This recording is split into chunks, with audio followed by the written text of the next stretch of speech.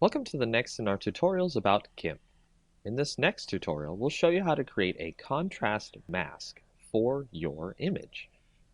To create a contrast mask for your image, you've opened a previous image you may have seen on our previous tutorials here. To start with, we will create a duplicate layer of the image. Then on there, we will right-click, click Add Layer Mask, and you want to initialize the layer mask to a grayscale copy of the layer. Then show the layer mask so we can see what we're looking at. Go over to Colors, Invert, and then you want to also give a filter, Blur, Gaussian Blur. And then set that to about 4 or 5 on the blur radius. Next, go back to your layer mask. Click Show Layer Mask to turn it off, and there you can see we have our contrast mask on our layer. Now make sure to set your layer to overlay instead of normal, so that way you can see our contrast on top of our bottom layer in GIMP. And you can change the opacity, so you can change the contrast through this contrast mask in GIMP. And that's all you need to know about making a contrast mask in GIMP. Welcome to the next tutorial in our Advanced GIMP tutorial series. This tutorial will show you about how to use luminosity masks to help you with your photos, so that way you can reduce some of the saturation in the colors of your photos, or just in general have better control over what you see inside of your photos. To start off, we have an image open here, which we're going to use luminosity masks to remove some of the saturation in the photo so we can see more of the mountain behind.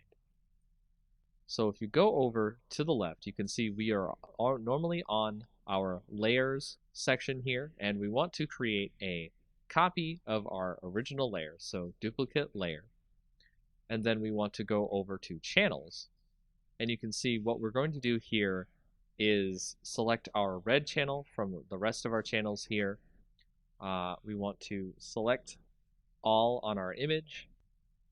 We're going to drag the red channel down to the copy down here, and then we will start by creating this one as the L for light, because we're going to save the highlights of the image and we're going to save the shadows of the image. We'll start this by right-clicking on the light part of the image, and we will subtract from selection. Make sure your entire image is still selected. That will select the darker parts of the image. And we will go to Select, Save to Channel. That'll actually save the shadows of the image, so we'll save that as D for dark. And then if you right-click on our layer again, our light channel here, click Subtract from Selection one more time, it gets even further darker, and we'll save that as DD. And then we'll go back to our lights again, subtract from selection one more time, and we'll save that as DDD. So that way you can see all the different shadows have been saved now out of our image, and we'll now go and save the lighter parts of our image instead of our darker parts. So select none, then go to our darker parts of our image, select all,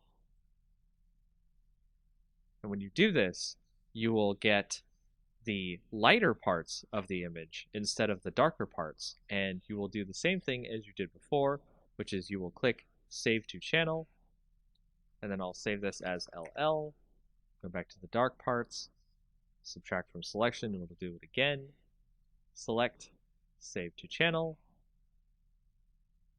and then we'll save that as LLL. In doing this, you will have created a whole bunch of different channels for your different shadows and highlights in your image, and we'll be using that as a part of our layer masks to create luminosity masks. Now if you go back over to the layers, you can click on your copy, which I'll set here as light mask, and then I'll make another copy of this, which we'll call the dark mask. And then for the light mask, we'll right click and then make sure that your selection is none. So we'll right click on the light mask, click add layer mask. Instead of normally you would make it white, we'll set it to channel. And you can see under our channel, we actually have all of our different channels here for our shadows and our highlights. So if we go to our light channel, we can add that, and it will actually change it so you can see our light channel removes all of our shadows from the image. And now we're able to edit the image of our luminosity layer by going to colors and colorize, making sure that our light mask layer is chosen, not the mask itself. And with the sliders here, you can see I can change the hue of the image to make it a lot better, and the lightness of the image, so that way it can come through without too much saturation going on in the image. And you can compare that to the original image, which you'll see here. Saturation, removed saturation. And there's a lot more things you can do with luminosity masks in GIMP. Welcome to the next in our advanced tutorial series in GIMP. In this tutorial, we'll show you how to remove noise from photos where pictures have been taken that have a lot of noise in them. And here you'll see we have started with a picture that has a bunch of noise in it, and we're going to remove the noise, and we can do this in many different ways, including going to the filter option, blur. We can do a regular blur, or we can do a Gaussian blur. And a lot of people like to use these blurs to get rid of the noise in the image. However, there is a better tool to get rid of the noise in images. It is an extra GIMP plugin that you can go find. Once you download that and put it into your GIMP program, you'll see it under your Enhance Filter options, and it's called Wavelet Denoise. And Wavelet Denoise will allow you to bring up this dialog box that produces a better algorithm to remove the noise from your images. And when you go into it, you can see a preview of the image and the noise that will get reduced. So you can move around and find where most of the noise is coming from. And then you can go down to the thresholds and you can turn up the amount of noise being removed from the image. And you can decide whether or not you want to have more or less detail left in the image. And you can also change how much detail can be conserved when you start applying the denoise filter to the image. And then you hit OK, and you can see that it has reduced a lot of the noise in the image, and you can tweak this as you like. And there are many other different ways you can do this, but this is probably one of the best ways to remove noise from an image to make it look a little bit better to your clients or to any projects you might have in the future. And that is a quick way of how to remove extra kinds of film grain or noise in your images in GIMP. Welcome to our next tutorial in GIMP. In this tutorial, we'll show you how to use the Paths tool inside of GIMP. So go over and click your Paths tool here, and on the left in the tool options, you will see that you have the Design mode, the Edit mode, and the Move mode. The Design mode allows you to create points on your image that will create a path. To connect the paths together so that way you create a completed path, go to Edit once you are finished clicking on the last point for your path, and then click on the starting point of your path. That will complete your path. From there, you can move the path if you need to, and you can start doing a selection from the path or stroke the path if you need to. As a solid color pattern, you can set the pixels of the line, and so on. Another mode you can do with paths is you can create a new path where you can create a curvature to your path. And this allows people to create some very interesting and unique paths. To create this path, you must make sure that you have the polygonal option turned off. And that's a very basic way to use paths in GIMP. In our next tutorial of GIMP, we'll go over some of the color tools that you'll use on your images to change various parts of your image. Much like Photoshop, these are some of the main tools you will use to switch color balance, brightness and contrast, curves, and more. So to start off, we'll go to the Colors section, Color Balance. This is probably the main tool many people use to change the actual color in the image to something that they think is much more appropriate for the image in general. And as you can see, we can change these values to increase more of the color that we want to add to the image or subtract the color. And we can change the shadows, the midtones, and the highlights of the image. The next tool is Hue Saturation, which allows us to change overall the hue colors that are added to our image.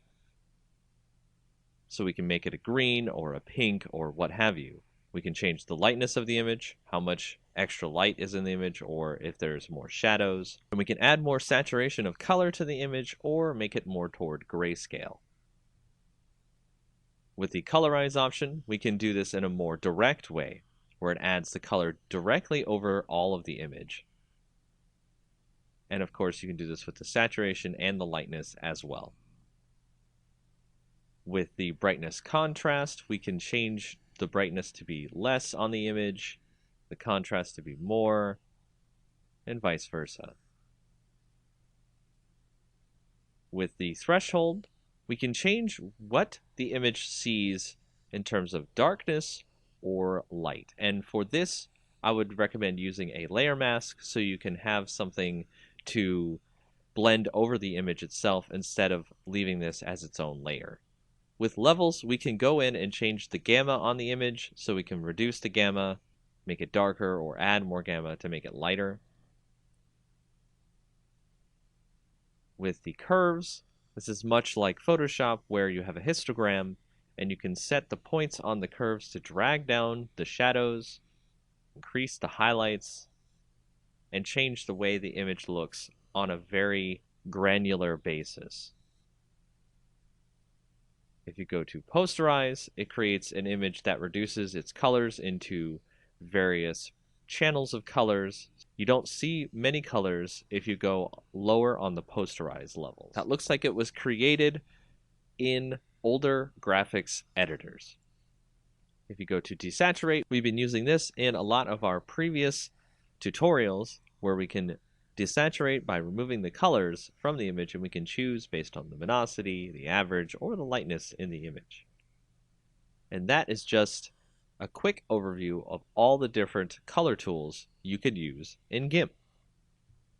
Welcome to our next tutorial in GIMP. We'll go over more tools that have been used in GIMP to create different effects in your image. The tools we'll go over for this part of our tutorial will include the Clone tool, the Healing tool, the Perspective Clone tool, the Blur and Sharpen tool, the Smudge tool, and the Dodge and Burn tool. Starting out with the Clone tool, if you go to our image that you see here, it will not let you do anything with the brush until you hold down Control, click a source on the image, and then it'll use that source when you decide to paint on your image, thus duplicating the image as you paint over it. The next tool, the Healing tool, allows you to heal parts of the image much like in Photoshop when you want to fix parts of your image that have blemishes on them or other various problems. Much like the Clone tool, you have to set a part of the image that you would like to use as the basis for healing the rest of the image. And as we start moving through our image, it'll try to heal the image based on what's around it, as opposed to the previous clone part, where it just copied whatever it was using the source as. For the Perspective Clone tool, we can modify the perspective of our image, not in a permanent way, but in a way that GIMP will use when we decide to clone the rest of the image later. By going to the Perspective Clone option in the tool options, we can now set a source that we'd like to clone from, say this corner up here where the perspective will be changed, and we can paint that into our image. And as you can see, the perspective of the image in the upper left is now in our bottom right at a very different perspective. The next tool, Blur and Sharpen tool, we can set to blur. And then on our image, we can start blurring out parts of the image as we need to. And then if you set that to sharpen, you can sharpen parts of the image as you need to. You can turn up the rate on this to increase the sharpen amount, so that way you do not have to sharpen more than once on an image. If you go to the smudge tool, this will use the colors around it and smudge them together so they become more of a blur with all the colors that are included when you start smudging. The next tool, the dodge and burn tool, allows you to dodge, which is lighten up the colors in an image, but also do burn, which allows you to darken the colors in the image, creating more vibrant color as necessary. And those are some of the more advanced tools you will use in GIMP. Welcome back to our tutorials in GIMP. For our next tutorial, we'll show you about the Selective Gaussian blur and how it can be used to remove noise from your images. Just like our previous tutorials where we've shown you how to reduce noise, we can select part of the image that we want to remove the noise from. As you can see here, I have a selection. Then go up to Filters, Blur, Selective Gaussian Blur. And in that, you want to select where the delta is. That's basically telling the Gaussian blur how much of the image you'd like to remove the noise from, and set the blur radius so that way it can come out looking good. As we hit OK here, you can see that it has removed a lot of the noise from the image by getting rid of the noise through the blur. And that's just a quick way to show you how to do Selective Gaussian blur in GIMP. In our next tutorial in GIMP, we're going to show you what some of the blur filters can do to our images and add extra cool effects that might not be available elsewhere. We'll start by using our blur, Gaussian blur, motion blur, and pixelize blur filters, and that way you can see all the neat types of things you can do with your image. As you can see, we started with a bunch of duplicate layers of our original image and renamed them to blur, Gaussian blur, motion blur, and pixelize. From there, we can select our blur layer, turn that visibility on, and then go up to the filters, blur, and then blur. And it'll add a subtle blur effect to the image. You can see it on here. It's now much different from the original image. The details have been lost. And then we'll go up to our Gaussian blur, turn that visibility on, go to filters, blur, Gaussian blur, and we'll turn the blur radius to about 11 seems fine. That's our Gaussian blur. Then we'll go to motion blur, turn that one on. Go to filters, blur, motion blur. We're going to make it a zoom, maybe about the center of the image here. The length of the zoom we'll put about 28, and it'll take a little bit longer to do this effect if your image is large. So now you can see that there is a kind of rush to get to the mountain look to the image. It's really cool. Then we'll go to our pixelize layer.